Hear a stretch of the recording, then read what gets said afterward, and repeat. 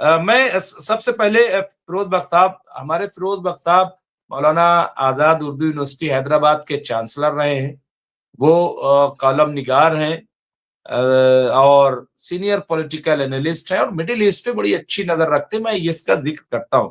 मैं सबसे पहले फिरोज बख्श साहब, जिस तरह से आपने देखा कि तमाम हिंदुस्तान का मीडिया हो या वेस्टर्न मीडिया हो, इस सब, मैंने तो दुनिया के गोदी मीडिया का, जिस तरह से कि इमाम खामनाई साहब जो है, उनको तो नाम तक नहीं पता, वो नाम भी नहीं ले पा रहे, वो फर्क नहीं कर पा रहे हैं कि इमाम खुमैनी कौन है, इमाम खामनाई कौन या आयतुल्लाह खामनाई कौन है।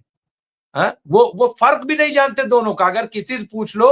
लेकिन ये जान गए कि खामनाई साहब देश छोड़ रहे हैं और वहां तख्ता पलट होने वाला है। अभी रहबर ने ही हमें बताया, रहबर में उन्होंने कहा कि ऐसी खबर भी चल रही है जनाब, हिंदुस्तान ने वहां कह दिया कि अगर ज्यादा जरूरी ना हो तो ईरान। खैर, मैं कह रहा हूं ठीक है, अगर हुकूमत हमारा कोई ऐसा फैसला लेती है, हम उसका खैर मकदम करते हैं, क्योंकि बहरहाल यही तो कहा है कि अगर जरूरी काम ना हो तो अवॉइड करें, तो ठीक बात है। जिस तरह के हालात भाई मीडिया में आ रहा है, कल के खुदा ना खास्ता कोई ऐसी बात हो तो कहिए देखिए साहब ये बेफिक्र थे। लेकिन मैंने दूसरी खबर बताई कि अगले हफ्ते जो है वजीर खारजा सैयद अब्बास इराक़ची वो हिंदुस्तान आ रहे हैं, ये भी अपने आप में खबर। बहरहाल लेकिन आप कैसे देखते हैं फिरोज बख्श साहब? डॉक्टर मुमताज आलम रिजवी साहब, बहुत बहुत शुक्रिया कि चाहे एक छोटा सा ही प्रोग्राम आप कर रहे हैं आज, लेकिन प्रोग्राम कर रहे हैं और ये आपकी भी कमिटमेंट दिखाता है। और यही चीजें हैं जो हो सकता है बहुत हम मतलब एक छोटी सी बात कह रहे हैं या बड़ी सी बात कह रहे हैं, यही चीजें हमारी जो है बाद में काम में आ सकती हैं, जो हमारी मग़फ़िरत है उसके अंदर। खैर, हम इसका बदला हम इसलिए नहीं कर रहे हैं कि हम उसका बदला चाहते हैं, हम इसलिए कर रहे हैं कि हम ये करते हैं और करते चले आ रहे हैं, और जब तक आँखें खुली हैं, अल्लाह का हुक्म होगा हम करेंगे। क्योंकि मज़लूम के लिए बोलना चाहिए, जो मतलब ख़ास तौर से गाज़ा के लिए, ठीक है? और अब तो यमन को भी बहुत ज़्यादा परेशान किया हुआ है। पहले अग़यार परेशान कर रहे थे, अपनों ने भी परेशान किया हुआ है और सऊदी अरब ने भी वहाँ पर जाके अपनी फ़ौज के ज़रिए जो है बाहर निकाला है यूएई के जो भी फ़ौजी लोग थे वहाँ पे। तो ये मतलब बहुत ही तलातुम है। जहाँ तक गाज़ा का ताल्लुक है, गाज़ा को तो इतना ज़्यादा नुकसान पहुँच चुका है और दुनिया 2 सवा 2 साल से गाज़ा के बारे में इतना सुन चुकी है कि अब गाज़ा को टेकन फॉर ग्रांटेड लोगों ने ले लिया है। हालाँकि गाज़ा के हालात अभी भी बेहतर नहीं हैं। गाज़ा में अभी भी जो है भुखमरी है और इन्होंने इस्राएलियों ने तो उनका जो छोटा-मोटा रास्ता था राफ़ा से, इन्होंने मतलब फिर वो बंद कर दी। जो रसद जारी थी वहाँ, मदद जा रही थी खाने की, दवाइयों की, पानी वग़ैरह की। तो ये तो मतलब बहुत ऐसे हालात हैं कि नागुफ्ता बे जिनको बोलते हैं कि हम क्या मतलब इसमें कहें और क्या सुनने वाला सुने। बहरसूरत ईरान के ताल्लुक से जो आपने बात बताई, देखिए बहुत ज़्यादा दिल में खौफ व हरास था। जिस तरह की खबरें दिखा रहे थे कि लोग सड़कों पे उतरे हुए हैं और नहीं कर रहे हैं, पुलिस से लड़ रहे हैं, डर तो बहुत ज़्यादा था। और अ, रही बात जो भी मीडिया है, जिस मीडिया की आपने बात करी, वो सारा मीडिया मोतबर देखिए नहीं होता है। तो इस तरीके से खबरें जारी थी कि हम तो बहुत डर गए थे और हम बस अल्लाह से दुआ कर रहे थे भई ईरान में खैर रहे और यहाँ के जो भी है बेहतर हो। तो मुझे लगता है कि कुछ हद तक मामलात काबू में आ गए हैं और कई बार सख्ती भी करनी पड़ती है जब लोग जो है बिल्कुल गैर कानूनी हरकत व सकनात में मुलविस होते हैं, तो सख्ती भी करनी पड़ती है। हालाँकि सख्ती कोई नहीं करना चाहता, मगर मुल्क को बचाने के लिए जो है एक बड़ा मोर्चा बचाने के लिए छोटे मोर्चे से निपटना पड़ता है। तो मेरा ख़्याल ये है कि सुप्रीम कमांडर ने सिचुएशन को कंट्रोल में कर लिया है। ठीक है। और अब ईरान जो है, हम यही दुआ करते हैं कि ईरान में चारों तरफ अमन रहे, चाहे वो उसके शहर हों या उसके कस्बे हों या गांव हों, जो भी है। अब ये कहने के बाद मैं ये यही कहूंगा कि अब जो पहली हमारी दुआ है वो यही है कि ईरान के अंदर मजीद अब किसी तरह का तशद्दुद आपस में लोगों के बीच में ना हो।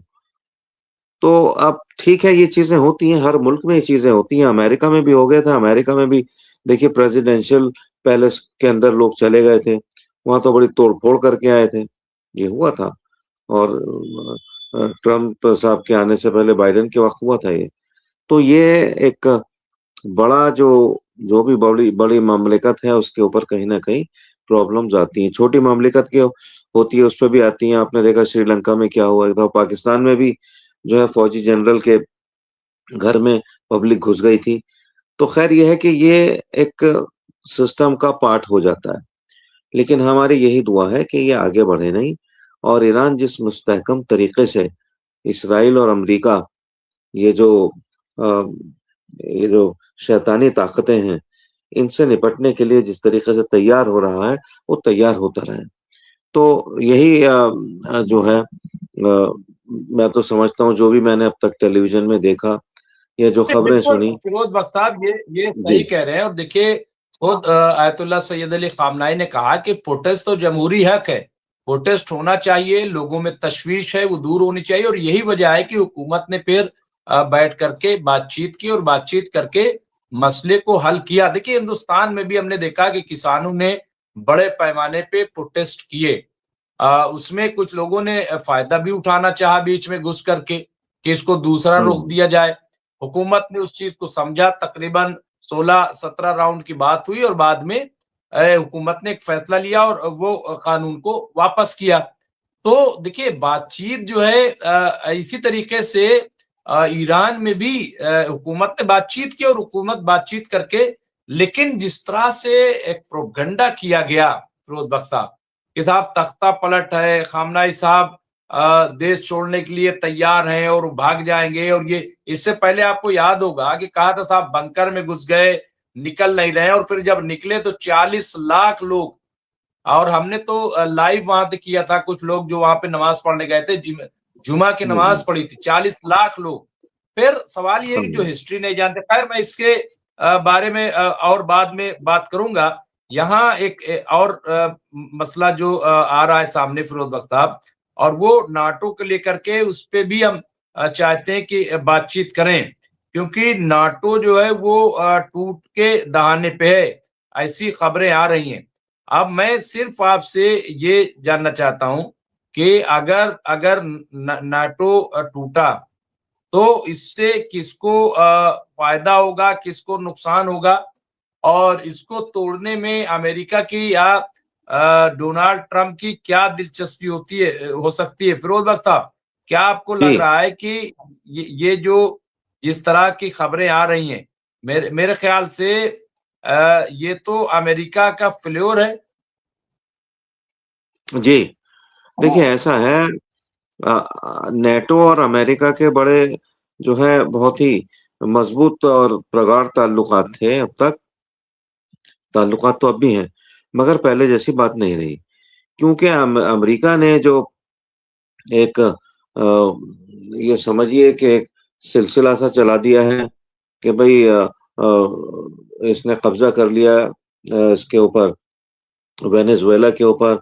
और अब अगले जो ममालिक हैं, चाहे वो कोलंबिया हो, क्यूबा हो, ठीक है, ग्रीनलैंड हो, जो भी कुछ हो, ईरान हो, इन बड़ी तमाम खबर आ रही मुल्कों है, को। बड़ी खबर, मैं रोकूंगा फिरोज बख्श साहब, बड़ी हम्म। खबर है। बड़ी खबर ये आप देख सकते हैं, यहाँ पे जयदीप सिंह मुंडेला साहब ने अपडेट किया है। उन्होंने कहा है कि ईरान ने ये चेतावनी दी है, धमकी दी है कि अगर लेबनान पर हमला किया जाता है तो ईरान जंग में कूद जाएगा। ये बहुत बड़ी खबर है कि ईरान ने हम्म। अब पहली बार, क्योंकि फिरोज बख्श साहब आपको याद होगा 2-3 रोज पहले हमने ये कहा था कि ठीक है ईरान अपने को सेफ कर लेगा, लेकिन क्या ये हमले गाजा पे या इस पे जारी रहेंगे, इनको कौन रोकेगा?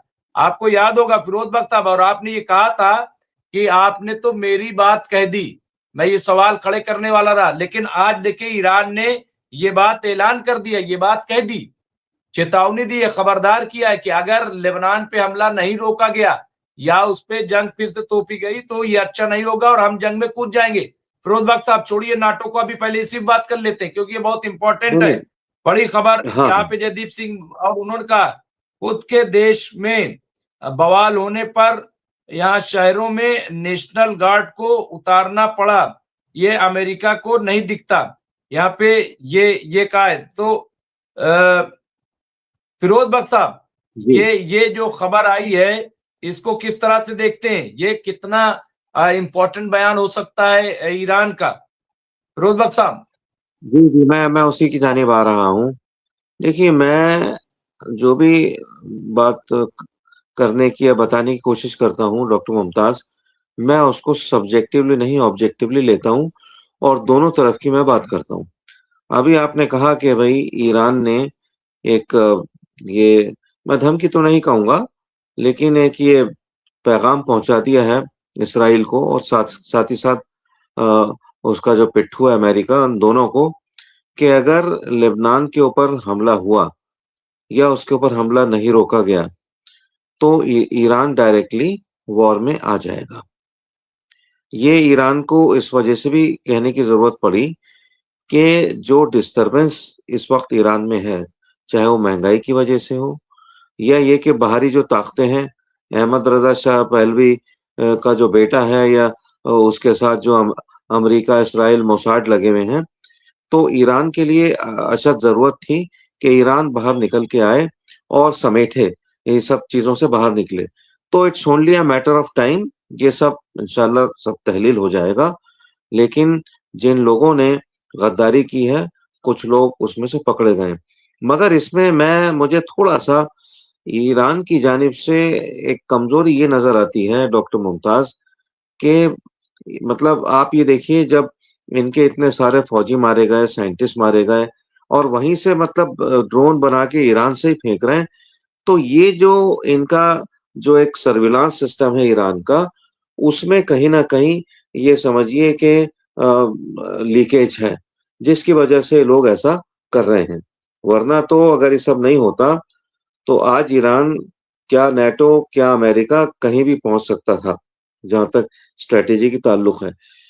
नुकसान बहुत पहुँचा है फौजी अफ़सरान के जाने के बाद, और जो साइंटिस्ट नहीं रहे, लेकिन ईरान ने अभी भी अपना अपना जो एक तरह से वक़ार बना के रखा हुआ है, अपना इक़बाल उसका बुलंद है। तो ईरान को अपना जो अंदर का इंटेलिजेंस है, उसको मज़बूत करने की अशद ज़रूरत है। क्योंकि ये अच्छा, लोग पकड़े भी गए हैं टाइम-टाइम पे, तो भई ये लोग, इनकी हिम्मत ही कैसे हुई? चलो पकड़े गए, तो ये बहुत पहले पकड़ लिए जाने चाहिए थे, ठीक है ना? ईरान ने बहुत 12 दिन की जंग में जो जवाब दिया, वो ईरान 12 दिन की जंग में ऐसा काम कर देता इसराइल का, जो गालिबन 12 महीने का जो है उड़ा के रख देता है इसराइल को। यानी 12 महीने की में जो उड़ाया जाता है इसराइल को, हम नहीं चाहते किसी मुल्क को नुकसान पहुँचे, लेकिन एक मुल्क जब मतलब बिल्कुल ही तबाह-ओ-बर्बाद कर दिया उसने गाज़ा को, 6-7 लाख लोगों को खत्म कर दिया, बच्चों को जो है उनका जेनोसाइड हो गया, तो इस तरह के ज़ुल्म के लिए ऐसे ही जवाब देने की ज़रूरत होती है। और ये तो कई मज़ाहिब में भी ऐसी बात कही है। जैसे आपका जो है लॉर्ड रामा और लॉर्ड कृष्णा है। लॉर्ड रामा तो बहुत ही ये समझिए कि नरम गोशा, नरम दिल हैं, लेकिन लॉर्ड कृष्णा जो है अटैक करते हैं कि अगर कोई उनको टेढ़ी आँख से देखेगा, उनके अयोध्या को, उनके मुल्क को, या जो भी कुछ है, तो बहुत ज़बरदस्त जवाब उन्होंने दिया है। ये मैं आपको जो है उससे बता रहा हूँ, जो वैदिक टेक्स्ट है। लेकिन उसी तरह से ईरान को भी बहुत ही मजबूती के साथ इस वक़्त खड़ा होना होगा और इंटरनल इंटेलिजेंस की एक मिनिस्ट्री उनको अलग से बनानी चाहिए, कि जिसमें जहाँ वो देखें कि कहीं इस तरह की कोई कार्रवाई हो रही है, फ़ौरन जाकर उसको उसको जो है उसको उसको सजा दें, जो भी उसके साथ किया जाना है वो अकॉर्डिंग टू लॉ वो सब होना चाहिए। तो थोड़ा-सा यहाँ मैं समझता हूँ कि पानी मर रहा है जो ये इसको रोकना होगा ईरान को, वरना ये लोग आए दिन नुकसान पहुँचाते रहते हैं। ईरान बावजूद इसके ईरान टिका हुआ है, इंशाल्लाह टिका रहेगा। तो मुमताज़ भाई ये सब चीज़ें, ये वॉर का जो सिचुएशन है सब चलती हैं, ये सारी चीज़ें चलती हैं। फैसला कुन जंग कब होगी, क्या होगी और उसमें ईरान कहाँ तक आगे पहुँच सकता है? क्या वो अमेरिका तक अपनी मार कर सकता है? इसराइल तो ख़ैर है ही है। तो ये सब वक़्त की बातें हैं, लेकिन दुआ तो हमारे दिल से ही निकलती है कि कोई वॉर नहीं हो, कोई जंग नहीं हो, अमन-चैन बना रहे, क्योंकि वॉर में जो जीतता है वो वो हारता है, जो हारता है वो जीतता है, क्योंकि वॉर जो है दोनों तरफ का नुकसान करती है, उसमें कोई हार-जीत नहीं होती। तो हम तो बस यही चाहते हैं कि जो गासिबाना डिज़ाइन है ट्रम्प के, कि पूरी दुनिया पे मैं कब्ज़ा कर लूँगा, हिटलर बन जाऊँगा, तो उसके जो प्लान्स हैं, मैं समझता हूँ कि अल्लाह को गालिब आना चाहिए ट्रम्प के ऊपर, ताकि दुनिया बचे। और शुरुआत तो इन्होंने कर दी है, लेकिन अब ये देखते हैं कहाँ तक जाते हैं और इनको रोकने के लिए बीच में कौन-कौन आता है। बाकी रही बात अ, ख़ामेनेई साहब की, तो डरे हुए तो हम भी थे, क्योंकि हम बड़ा जैसे दिल बड़ा धड़क रहा था बार-बार, खुदा जाने। और यहाँ तो एक चैनल ने ये तक कह दिया कि ख़ामेनेई साहब यहाँ जा सकते हैं, वहाँ जा सकते हैं, उनके लिए रूस सबसे ज़्यादा सेफ है और ईरान से जो है सफ़र 4.5 घंटे का है हवाई जहाज़ से रूस तक। ये सब बातें चल रही थी। देखिए डर तो लगता ही है इन बातों को सुन के, लेकिन फिर हम साथ ही साथ हम दुआ भी कर रहे थे कि सब खैरियत रहे और ख़ामेनेई साहब महफूज़ रहें, मज़बूत रहें। जी, डॉक्टर मुमताज़।